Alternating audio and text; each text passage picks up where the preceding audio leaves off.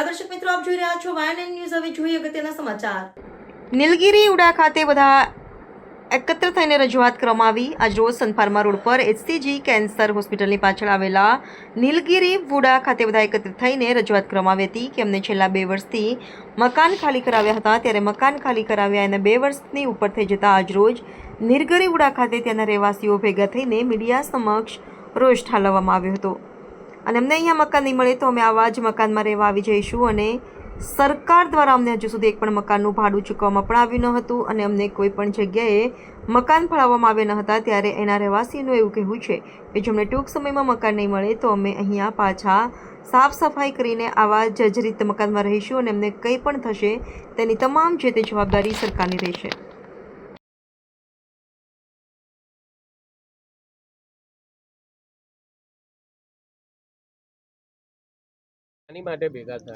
આજ રોજ અમે નીલગિરી હાઉસિંગ વુડાના જે મકાનો છે તે આજથી 2 વર્ષ પહેલાં અમને ખાલી કરાવી દીધા હતા। ધાક ધમકી આપીને પોલીસને બોલાવીને એમના કાર્યકર્તાઓને બધાને બોલાવીને અમને ધાક ધમકીથી મકાન ખાલી કર્યા હતા।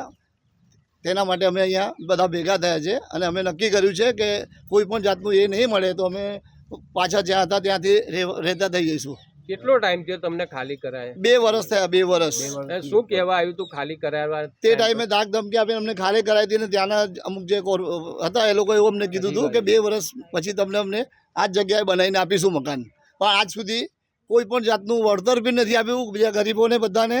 અને કોઈને અંદર ઓફિસમાં જે છે તો બધા તાળા મારી જતા રહે છે અને એક વાર ગયા ઓફિસમાં તો મને કહે છે કે તમને કલ્યાણનગરમાં જેટલા ખાલી છે એ મકાન ફાળવીશું, બીજા બધા જે હશે એ લોકોને તાંદલજામાં ગમે તે રીતે સેટ કરીશું। પણ આજ સુધી અમારા મકાનો જર્જરિત મકાન એક બી ઈંટ અહીંથી હલી નથી અને તમે આવીને જુઓ અમારા મકાનોની હાલત શું થઈ ગઈ છે। અમારે કોર્પોરેશન એટલી છે કે અમે આ જગ્યા સાફ સફાઈ કરાવી આપો અને જે છે અગર તમારે અહીંયા જ આપવા હોય તો પછી એમના સ્વ ખર્ચે અમને રિપેર કરાવીને આપે કમ્પ્લીટ। તો ભાડું ચાલુ કરો, એ જ માંગ છે અમારી। સૈયદ ઇમ્તિયાઝ અલી। શાની માટે ભેગા થયા છો ને ક્યાં ભેગા થયા છો? આજ રોજ તાંદલજા નીલગિરી વુડાના તમામ રહીશો એકત્રિત થઈને ભેગા થયેલ છે। લગાતાર રાવપુરા કોર્પોરેશનની ઓફિસમાં અવારનવાર રજૂઆતો કરતા છતાં બી આનું કોઈ નિરાકરણ નથી આવ્યું। આજે 250થી 270 રહીશો અહીંયા નીલગિરી વુડાઓના 2023થી અવારનવાર કેટલી રિક્વેસ્ટો નાખી, કેટલી જગા પર એ લોકોએ કહીને થાકી ગયા, અધિકારીઓને કશું પણ નથી થયું। એ એટલા ત્રાહિમામ છે કે એમને મકાનની એટલી જરૂરત છે। એકલા મુસ્લિમ નથી, એ સર્વ જાતિના લોકો આ વુડાની અંદર રહે છે। આજથી 4-5 દાડા પહેલાં રાવપુરા અમારી કોઈ રજૂઆત સાંભળવામાં નથી આવી, એટલે અમે ડેપ્યુટી મ્યુનિસિપલ કમિશનર સાથે ચર્ચા કરી। એમને અમને બહુ સારો એ આપ્યો રિસ્પોન્સ કે તમે જાઓ 15-20 દાડાની અંદર તમારું કંઈ ને કંઈ હું રસ્તો કાઢી રહીશ। આ ક્યાં સુધી ચાલશે? ના કોઈ વળતર છે કે ના કોઈ જાતની કોઈ રિસ્પોન્સ છે। આજે નહીં કાલે નહીં પરમદાર છેલ્લા 2023થી આ વાર્તાઓ ચાલ્યા કરે છે। આજે તંત્ર આના ઉપર ધ્યાન રાખે। આજે રહીશો 270 ભેગા થયા છે। અહીંયા આવું કહે છે અમારે હાથથી સાફ સફાઈ કરીને અહીંયા તમે પોઝિશન આવીને જુઓ કેટલી જર્જરિત હાલતમાં છે રહેવા, ત્યાં આગળ ઊભવા લેવા લાયક નથી। કાલ ઉઠીને કોઈ બનાવ બનશે તો મારી તંત્રને એટલી રજૂઆત છે કે આ ગરીબોને જુઓ, હા તો કુદરત તમને જોશે।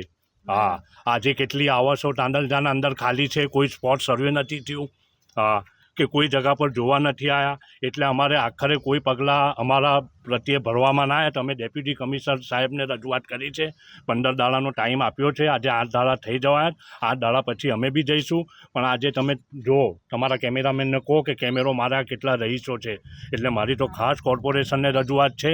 એક સામાજિક કાર્યકર નાતે હું એમને રજૂઆત કરું છું હા કે આ ગરીબોને જુઓ અને કોઈ નથી। આ મારી સાથે ભાવિનભાઈ છે, આ યોગેશભાઈ છે, આ મરાઠી દાદી છે, અમારા સૈયદ સાહેબ છે, આ પ્રેમિલાબેન છે, આ બીજા તમને કેમેરામેન તમે જોઈ શકો છો કે કેટલા રહીશો છે। શું ગુનો કર્યો છે એમને? ના કોઈ વળતર છે।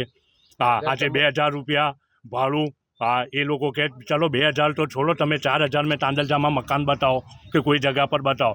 બધા જવા બી તૈયાર હતા, કોઈ કલ્યાણનગર જવા તૈયાર હતું, મારા હિન્દુ ભાઈઓ ત્યાં જવા તૈયાર હતા, ખિસકોલી સર્કલ, હા તો આજે કોઈ બેસીને એનો રસ્તો તો કાઢો. અવારનવાર છેલ્લા 2.5 વર્ષથી રાવપુરા, તાંડલજા, ખંડેરાવ માર્કેટ અહીંયા ત્યાં કરીને ક્યાં સુધી એનો નિરાકરણ લાવો કોર્પોરેશન. આનું નિરાકરણ નહીં આવે તો શું કરશો? નિરાકરણ નહીં આવે તો રહીશો અહીંયા આગળ 270 રહીશો જર્જિત હાલતમાં સાફ સફાઈ કરીને રહે. ના હોય તો મારી એક રિક્વેસ્ટ એવી પણ છે કે આને કોઈ પાણી ડ્રેનેજ ચાલુ કરી અને એના અંદર લાઇટ કનેક્શન કરી અને આ લોકોને રહેવા માટે તો કંઈ લાયક કરી આવો. આગળ વરસાદ છે, પૂરની સ્થિતિઓ સર્જાશે. હા, શું નામ આપનું? મારું નામ સૈયદ ઇરફાન હુસેન છે. માટે બધા અહીંયા ભેગા થયા છો? અમે એટલા માટે ભેગા થયા છે કે અમારા ઘર છે તાંદલજા નીલગિરી હાઉસિંગમાં અમારા ઘર છે, એટલા માટે અમે બધા ભેગા થયા સન ફાર્મા કેન્સર હોસ્પિટલની બાજુમાં કે અમે બધા છે ને 3 તારીખે સાહેબે અમને કીધું છે કે 15 દિવસમાં આવજો. સાહેબ 15 દિવસમાં અમને કંઈ ફેસલો નહીં આલે તો અમે બધા જ મેમ્બર થઈને અહીં રહેવા આવવાના છે. એટલે આજે અમે બધું સાફ સફાઈના દેખવા માટે આવ્યા છે. એટલે અમે કોર્પોરેશનમાં અરજી નાખીને રસ્તો ક્લિયર કરાવીને અમે રહેવા આવી જઈશું. કેટલો ટાઈમ થયો તમને ખાલી અહીં કરાવ્યા? 2 વર્ષ થઈ ગયા, અમારા 3જું વર્ષ ચાલુ થઈ ગયું છે. તો શું કીધું તું તમને મકાન આલવાનું? એવું કીધેલું કે તમે ખાલી કરી દો, તમને મકાનના હાટે મકાન આલીશું, કાં તો પછી ભાડું આલીશું. ના ભાડું મળે છે, ના મકાન આલ્યું છે. કોઈ બી જગ્યાએ તમને મકાન કોઈ જગ્યાએ નહીં, કશું જ નહીં. કોઈ જગ્યાએ ભાડું કશું જ નહીં. કોઈ આલવાનું કોઈ દેખવા જ નહીં આવતું ને 2 વર્ષથી કોઈ સાહેબ, કોઈ અધિકારી અમને મળવા નહીં આવ્યા. તો ત્યાં તમે રજૂઆત કરવા ગયા તો શું કીધું તમને? અમે રજૂઆત કરવા ગયા તો અમને એવું કીધું કે બેન સારું વાંધો નહીં, તમને અમે આ 15 દિવસમાં જવાબ આલીશું. કમિશનર સાહેબને અમે મળ્યા છે. જ્યારે ખાલી કરાયું ત્યારે શું કહેવા માંગતા? ખાલી કરાયું ત્યારે કીધું મને કે બનાવીને તમને ઘર આલીશું, કાં તો ઘરના બદલે ઘર આલીશું. પણ કેવું છું શું કે કોઈ અધિકારી અમને જોવા જ નથી આવતું. તો કેટલા ટાઈમમાં બનાવીને આલશે એવું? અમને કીધેલું 1.5-2 વર્ષમાં ફાઇનલ તમને બનાવી આલીશું. 2 વર્ષ તો અમારા થઈ જ ગયા છે. આ 3જું વર્ષ ચાલુ થયું. હવે અમે અમારા રીતે હવે સાહેબ કોઈ નહીં સાંભળે તો અમે ખુદ રેવાઈ જઈશું. એ બધું અમે રિપેરિંગ કરાવી લઈશું, દીવા સળગાઈને રહીશું. જવાબદારી સાહેબની રહેશે. શું નામ આપનું? Rehana Sheikh. Subscribe now and press the bell icon. Never miss an update.